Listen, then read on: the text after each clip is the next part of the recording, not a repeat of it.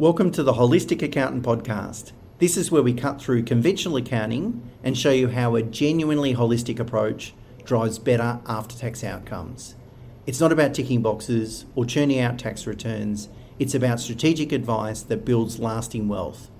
If you find this episode valuable, leave a rating and share it with someone who will benefit. Okay, today me and I would like to talk about some insights from Verne Harnish. So Verne Harnish is a presenter, a thought leader, an author. He's many things. And if you haven't heard of him, his most recent or probably most popular book is called Scaling Up: How a Few Companies Make It and Why the Rest Don't. So that's the title of the book. I've listened to Verne Harnish and gone to his seminars. I've probably been to 4 or 5 of his seminars. He used to come out to Australia quite regularly. I think he still comes out, but not as often. So if you get a chance to go to a Verne Harnish seminar, normally they're sort of a day event. It's typically well worthwhile, and I think his thinking in this space is fantastic. Mena and my goal with this podcast is to share actionable ideas with you. Now, some of that is going to be original content and thoughts and insights from us, and sometimes we're going to lean on content from other people. And so I happened upon a LinkedIn post by a lady called Jennifer Berkowitz, and I just want to, shout that out to sort of cite the source of this content, and it was really thought-provoking. And so what Mena and I thought we would do today is share that with you, but then also help you apply it to the sort of small to medium enterprise market in Australia, because there's lots of ideas out there, but then relating, how that idea relates to your business is kind of the key critical insight here. Anyway, so Jennifer attended obviously a Verne Harnish event, and she shared kind of 10 insights as a result of attending that event. And we just want to share what those 10 insights are. As I said, it's a little bit of a cheat code, I guess, for save you the time of attending a Verne Harnish seminar or reading his book. Okay, number 1 is speed wins. And Mena and I often talk about this in our business as well. One of the advantages of a smaller business is that they're agile. The disadvantage of very large businesses and corporations is they're not. So if a large corporation wants to launch a new product, implement a marketing campaign, change the structure of their organization, any of those sorts of things, they're probably talking about a 6 to 24 month project before they get to implementation. Whereas, this is an advantage, but it can be a disadvantage as well. Whereas with smaller businesses, they're agile and they can pivot, that literally they can offer a new product tomorrow if they've got the resources in order to do that. And I think we should use that to our advantage. We should always think that, being agile, being flexible, trying different things, getting to market, reacting to changes in industry or customer demand, those sorts of things is the advantage we have compared to larger businesses. And so that was Jennifer's first sort of insight, is speed wins, speed to market, speed to reaction to change, and those sorts of things. The second item Jennifer sort of raises is around simplicity and how simplicity allows you to scale more effectively. So if your strategy sort of requires a multi-slide PowerPoint to explain, it's likely not to survive the real world. It's hard to sort of communicate with your team, with your consumers, and so forth. Complexity tends to create execution drag. So staff stall, communication breaks down, your consumers get confused. It all becomes all too hard. So in practical terms, what you should do to help you achieve your scales, compress your strategy onto a single page. Now, we don't want to overly simplify it where we're missing key items, but we just want to have it sort of condensed. And sometimes, I know I've been cheeky enough to do this every now and again, is use ChatGPT to summarize it in a sort of a short, concise method. You'll be amazed how things can be condensed into a single page. You can then explain it to every team member what you do, what you're trying to achieve, and who wins by executing that particular strategy. And then avoid products, systems, or processes that only one person understands. It's a key person risk that should never happen in your business. So simplification is a profit lever. Complexity has a compounded interest cost. So the longer and more complex things are, the longer things take to execute. So simplifying things allow you to, again, be quicker, as Stuart mentioned before, and execute your strategy even better. The third tip from Jennifer is, or insight, you can't grow what you don't measure.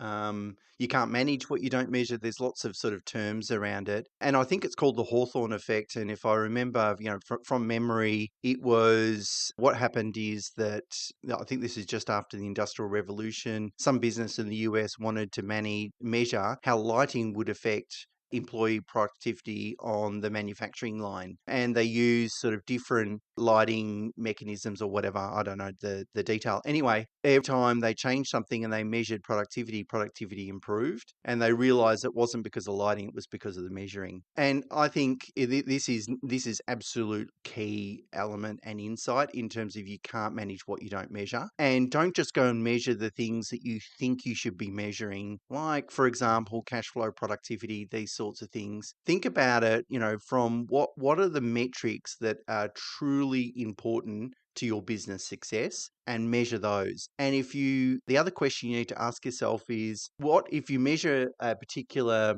thing, what action can you take? Is there going to be some insight that you can take from that measure? Because obviously there's no point in measuring something if you actually can't influence it, or if you can't walk away and go, well, because it's measured at this level, I'm going to do A, B, and C and D. So it's got to be actionable. And finally, you don't want to measure 160 things. You want to really pick, I reckon, the top 5. What are the top 5 key metrics in your business, and build a management information system around that, a dashboard perhaps. So something that's going to give you a visual representation of those key metrics in a timely, hopefully a live basis.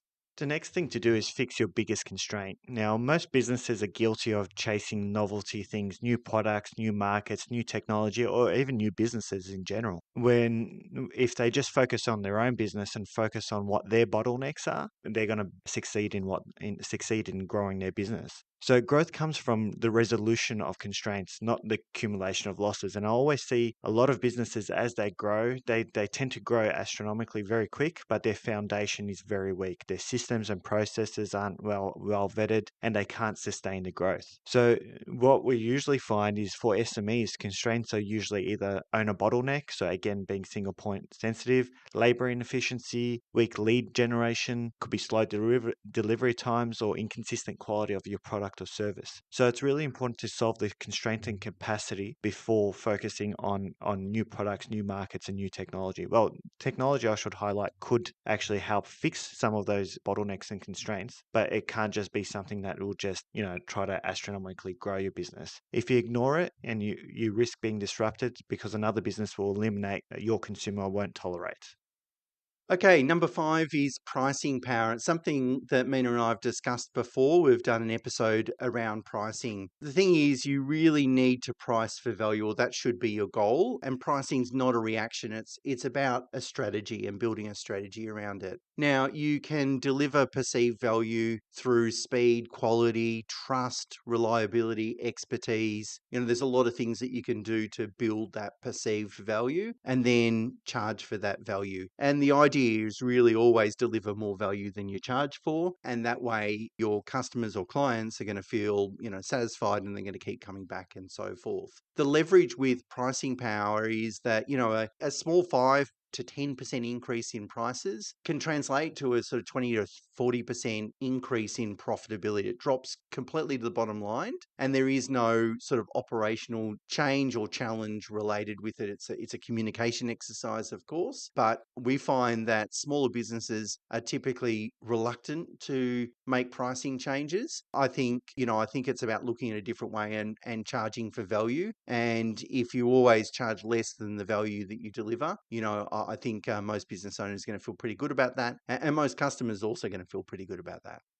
The next thing to do is to focus on your return on payroll. Now, this can sometimes be quite difficult to do, especially in smaller businesses, because you get to be quite sort of close to your staff, establish sort of good relationships, but you need to face the brutal honesty. Are your people producing value at the rate of their costs? I know in our business, we've put together sort of like a KPI framework where we establish, okay, certain staff member costs us X amount and their overhead is Y. What rate of return do we need to get on each staff member? So, improving your rate of return means It could mean fewer people, better people, sort of clearer roles, more automation, stronger management rhythms, and ruthless prioritization. High ROP businesses or return on payroll businesses look small on paper, but they're very much like larger enterprises. So it's really important to focus on your staff to make sure you're getting the right return on them. The seventh insight that Jennifer shared that Verne Harnish really focused on was, do customers call you or do you chase them? So I liken it to rolling a ball downhill or rolling a ball uphill. Of course, if you're rolling a ball uphill, it's a lot of hard work. So the key thing to understand then is, how much inbound business are you getting versus outbound business? Like if you've got a cold call like a real estate agent does, 2 days a week just to build your business, then maybe you haven't invested enough in your offer or your messaging, your marketing, your reputation, all these sorts of things that gets to build a goodwill in a business and a reputation and a brand that attracts your target customer. As opposed to if you don't invest in those things, then you're going to have to do all the work and roll the ball uphill. So it's a good thing to sort of reflect on how much business is coming through the door, directly to you to ask you to, for your service or advice or product versus, you having to go and find those potential customers. The next thing to focus on is AI and tech. Now, a lot of people think that technology will replace your best people. In fact, it's quite the opposite. It actually multiplies them. Your mediocre performers will get squeezed out of the business, but your A players will be armed with AI, and the force really multiplies. I know in our business here, we've helped our staff to learn AI and create sort of little bots around AI to help them sort of automate the admin side of business, things that we can improve with our customer experience and so forth. So speaking firsthand, all our team members are really using AI to amplify the work that they can do, improve their capacity, improve the value add that they can provide our clients. So SMEs shouldn't really think of AI as cost cutting, but really talent amplifying. So again, application examples really are sort of like automating admin, enhancing customer communication, accelerating analysis, and improved decision making. The strategic play is to pair high caliber staff with smart tools, not to substitute one for the other. Okay, we're nearly there, so hang in with us. Number 9 is be someone's favourite, not everyone's best. Seth Godin puts it perfectly: as soon as you want everyone, you want no one. And he talks about having the smallest viable audience. So very much he talks about terms like people like us do things like this, which is, just a way of communicating, of attracting like-minded customers that are perfectly aligned to your business, your product, your service, your advice, whatever that looks like. And to build a thriving business, you don't necessarily need to appeal to 1 million customers, but if you can find 1,000, 2,000, 5,000 of those fantastically aligned customers that are looking for the very thing that you are serving, that's likely to resonate. And it's also likely to give you a better pricing power and ultimately improve not only the financial performance of your business, but make it a more enjoyable process as well. Lastly, speed is quite useless without direction. We sort of say that small businesses are agile, and that's the benefit of being in small business. But fast execution without clarity produces like a lot of noise, no progress. SMEs often sprint without a roadmap. What I was mentioned before around no systems, no processes, no strategic anchors, vague KPIs, and the priorities often shift very quickly. So the result is a lot of rework, staff burnout, communication breakdown, and cash leakage. So clarity really comes from 3 main questions. Where are we going? What's the next 2 to 3 year objective? How will we win? What's our strategic edge? What do we have on top of our competitors? And what matters this quarter? I know firsthand that we set quarterly goals rather than annual goals, and we want to really focus on the execution each quarter rather than having an annual goal that will say, oh, we'll get to it. We'll get to it. So the direction sets the lane, whereas speed turns the plan into results. So there's a lot to think about there. We've talked about the 10 things, and let me just recap. Speed wins. 2, simplicity scales. Number 3, you can't grow what you don't measure. 4, fix your biggest constraint. 5, the most overlooked growth strategy is pricing power. 6, Mena talked about return on payroll. Number 7 is, do customers call you or do you chase them? Number 8 is A players and AI. 9, be someone's favorite, not everyone's best. And 10, speed is useless without direction. The reason I want to run through them is what I'd like to invite you to do is think about just the one or two factors that you think or insights that you think you can apply to your business. And the idea really is to find one or two ideas that you can implement, which we're going to talk about next week in terms of finding those one or two ideas. And so I think today's episode and next week's episode kind of go hand in hand in trying to be a little bit more strategic with your business and be more strategic with your focus. So until next week, bye for now.